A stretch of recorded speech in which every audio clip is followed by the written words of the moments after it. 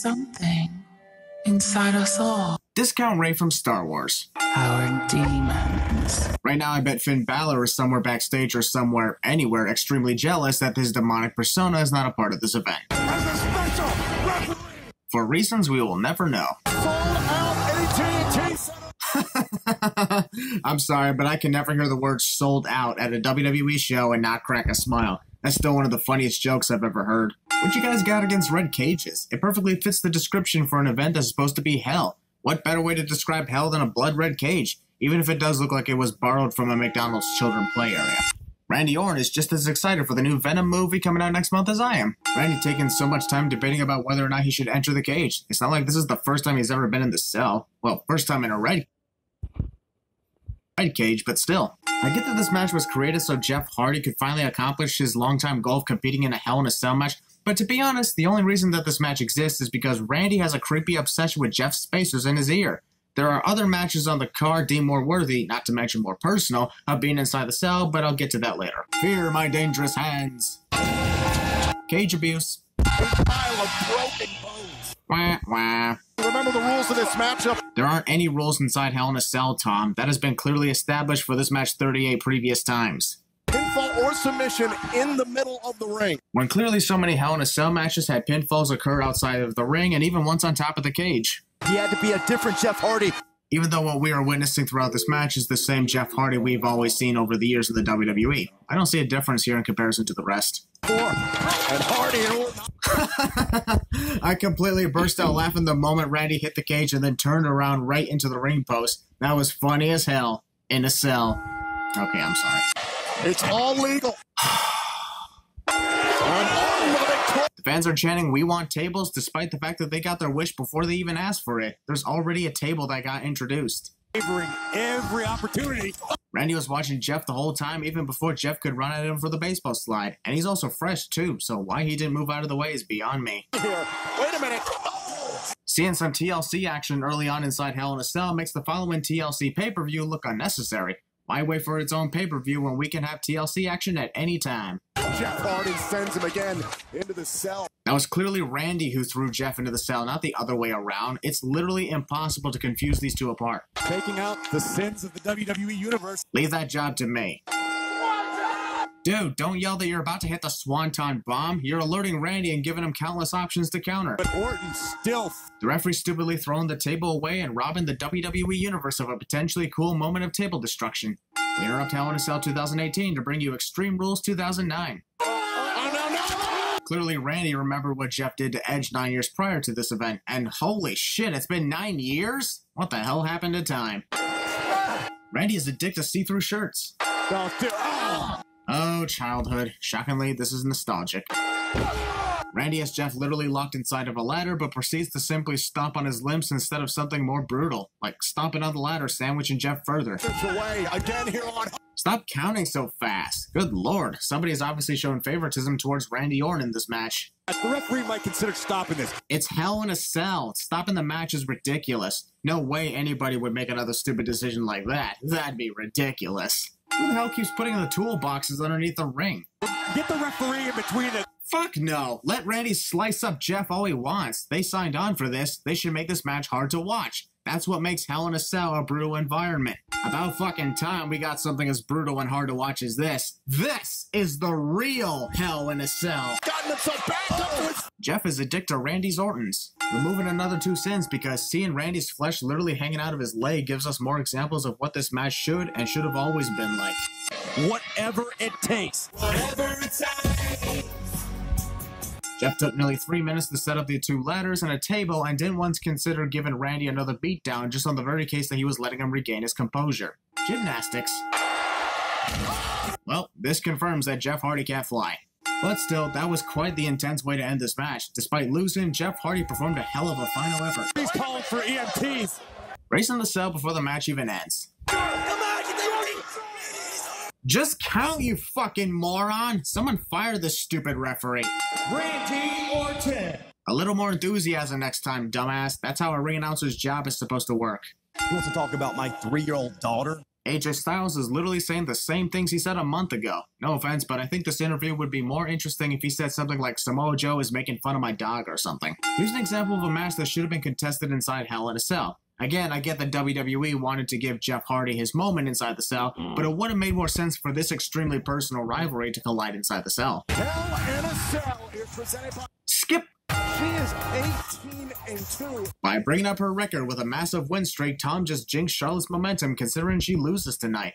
Charlotte's used to competing against opponents. Well, Charlotte clearly didn't have any problem playing hot potato with Sasha Banks over the course of 2016, so why would this match with Becky Lynch be any different to her? It is almost impossible to compete with Charlotte Flair. Well, that is bullshit. Almost impossible to compete against Charlotte Flair? Give me a break. Maybe the greatest athlete in all of WWE. No. Now goes after the leg. Hold on. What the hell was Charlotte trying to do there? Show off her somersault skills or something? That was weird. On there by Charlotte Flair. Steps through the leg. Looks like we're in for yet another botch fest for the second pay-per-view in a row when it comes to the SmackDown Women's title match. Definitely one of the most overused things I've said on this franchise. This could be disastrous. Oh, come on. That looked nowhere near effective enough to be a believable attack to Charlotte's arm, since Becky released before she could completely fall back. This match has already taken a tremendous toll on both athletes already. Corey Graves said already twice in one sentence. Bad grammar, man. Huh? Becky clearly punched Charlotte in the gut, which causes Charlotte to throw herself backwards in a logic-defying motion. Former best friends. It's like the 10th time in this match that the commentators remind us that Becky and Charlotte are former best friends. We get it. Oh, what incredible... Charlotte's head lightly brushed against the padded turnbuckle, and yet she acts like that was the most brutal hit her head has ever taken in her career. Not kidding. Damn, talk about an out-of-nowhere counter followed by a sudden victory. That was a great way to end this match. 2 match endings in a row that got praised tonight. Interesting. Previously on Hell in a Cell, Kramer Kingsman. Also, Skip. Some pay-per-view action. Pay-per-view action. Seth said the Shield runs this place. AJ Styles might get offended by that, considering he's the one calling himself the face that runs the place. Right. I'm sorry to interrupt, Corey. What? Actually, it was kind of a good thing that you interrupted Corey, Michael. He was talking about the Shield and not the fact that Dolph Ziggler's reversing Seth Rollins in this Raw Tag Team title match. What got them in this place in the first place? First Corey and now Renee Young. Repeating words in the same sentence are everywhere tonight, aren't they? Corey, let's talk a little bit about great rivalry over the summer. Now, let's talk about this match that's going on. That's how a commentator job works. Ambrose, hook of the leg and a tick. And a tick? Well, Dean Ambrose is a raving lunatic. It wouldn't surprise me if there were ticks all over the ring because of him. Tag. Heel wrestler challenges his opponent to come at him, only to tag in his partner instead, cliche. Oh, great. Another repeat of SummerSlam last month. What makes it worse here is both these guys actually are participants in the match. Dolph better be careful with too much time spent gloating. Renee Young would be great at SummerSlam's 2 expansion. To Dolph right in the jaw. Seth's stupid dance. Buddy, this one was over. Drew McIntyre thinks he's woken Matt Hardy, or maybe the mind of Matt is secretly inside of Drew despite the retirement. Dean Ambrose looks like he wants a piece of this pie. As Booker T would have said, tell me she did not just say that. Dolph Ziggler is a new man. The sad thing is Dolph has been a new man. Was over. Drew McIntyre thinks he's woken Matt Hardy, or maybe the mind of Matt is secretly inside of Drew despite the retirement. Dean Ambrose looks like he wants a piece of this pie. As Booker T would have said, tell me she did not just say that. Dolph Ziggler is a new man. The sad thing is Dolph has been a new man several times over the last 10 years in the WWE, and it doesn't seem to work out for him most of the time. Do something! How about you do something other than yelling at Seth to do something? Fucking idiot. Do something! Playing with Rock. And this is why you suck, Dolph. Over 15,000. Fucks I don't give about the number of fans in attendance. Hanging on. All three didn't see. During the tag between... On some occasions, I'd agree with the ref you suck chant, but this one, I don't. Because Dolph Ziggler distracted the referee and prevented him from seeing Seth tag and Dean Ambrose. Wasn't the referee's fault he didn't see it. Conversations during matches. Rolls through. Here comes... Was the jumping really necessary to tag Dean? He was literally right in front of you. Jumping is just being overdramatic. Come on, Seth. Back in time. Ow, my hands! Ambrose with a dive. Dean Ambrose is a dick to his own partner. While Dolph and Drew ended up getting knocked to the ground, Dean caused Seth's head to ram against the barricade. What an asshole. Seth grabbing Dolph's ass. Two of the best tag teams in the world. Nah, Dolph Ziggler and Drew McIntyre have only been teaming for the better part of 3 months. I wouldn't necessarily refer to them as one of the best tag teams in the world, nor would I say the same about Seth and Dean. For the Claymore kick. Honestly, this fast-paced sequence and many moments where we all thought the match was over is what makes it so great. Here's a couple of sins off as a salute to these two teams. Roll through. Wow, even the way this match suddenly ended was awesome. Here's another 3 sins removed. I must say, it's about time we started getting many great matches in a row. What do you want? Wrestler talks to someone off screen, setting up a big reveal cliche. WWE once again being a dick to their top prestigious world title by treating it like a mid-card attraction for however many pay-per-views in a row. Also, this is another example of a match that would have been perfect for Hell in a Cell, especially after the match at SummerSlam ended with a chair. But instead, we get another regular wrestling match. I can't be the only one who wants this book, right? Hell, I'd read it to my children in the future. Also, this bedtime story reading was the perfect promo leading up to this match. Kind of like how the Talkin' Smack segment should have played in its entirety for Daniel Bryan and The Miz last month at SummerSlam. AJ Styles non-pyro. Challenger. Dropkick. Wait a minute, one single dropkick and Samoa Joe is looking like he's lost all his strength? I'm sorry, but that's not believable to me compared to these two and their size difference. Effective? Yes. Potentially finish him off? No. Family in a row. AJ must love whacking stairs while getting thrown over them. At the same time.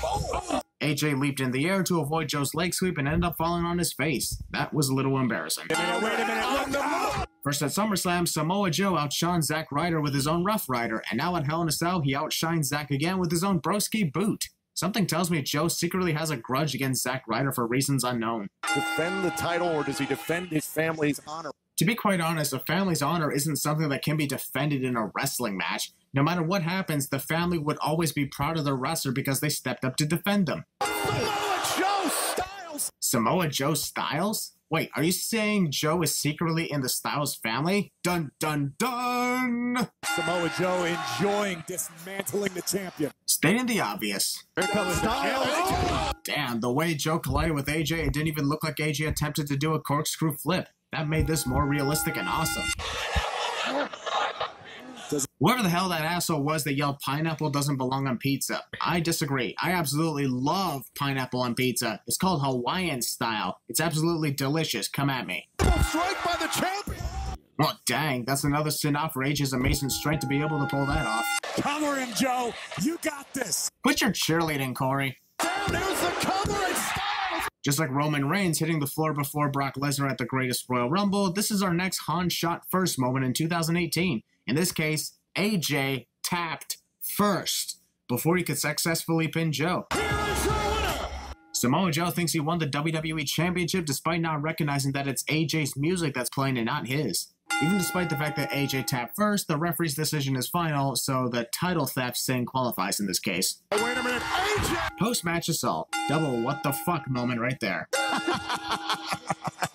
The Miz's creepy laugh. Mix that creepy laugh along with his outfit and you got the next horror film villain. He's a movie star, so why not? Hashtag goals. Stop promoting hashtags, especially ones that don't relate to this mixed tag team match. What you're looking at is an embarrassment. Fuck you, Byron! Do you want people to refer to your marriage as an embarrassment? Oh, wait, that's right.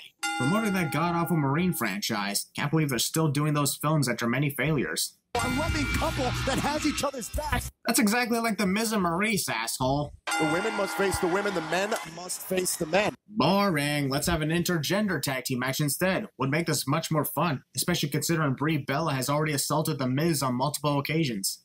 Daniel Bryan's been dying to get his hands on the Miz. Are you serious right now? How the hell can Daniel be dying to get his hands on the Miz when he's done that a crap load of times over the last month? Ever since that at SummerSlam, that was what it was. Byron Saxton is no doubt one of the worst commentators in WWE history. Whining, complaining, and calling smart strategies cheating. But he wouldn't have said that if Brie Bella distracted Miz, allowing Daniel to take advantage. This guy pisses me off every single week. The Miz thinks he's Chris Jericho. Round two. Can we please not do this all the time? I'm tempted to take a bathroom break if this keeps up. More than that, Corey. Copyright infringement. That shockingly took longer than I thought it would. From the top rope and there. What a shame that Daniel's leg slipped away from the Miz before Miz could really fall through from the Hurricane Rana. Purest for him. This entire chase scene was hard to watch because Brie was so close to Maryse and couldn't catch her at all. Also, because of awkward situations like this and poorly done wrestling matches involving either of these women, I seriously think both Brie and Maryse went back into the ring too early with so much ring rust left on them. This rivalry should really stay with just Daniel Bryan and The Miz. Leave the wives out of it. It kicks copyright infringement. Brie's just concerned that she gets a sizable amount of alimony if this. Corey Graves is fucking awesome. At least he's trying to make a humorous situation of this. Byron is just an insulting bully. See, look at her glaring at her husband. Seriously, these comments from Corey are hilarious as fuck. More, please. More. More. Yes, kicks copyright infringement. Last time, I promise. That is All the more reason why this should have been an intergender tag team match. do your job, right? Corey Graves would be great at CinemaSins 2 expansion. The referee is just letting this happen instead of trying to get Daniel and Miz out of the ring.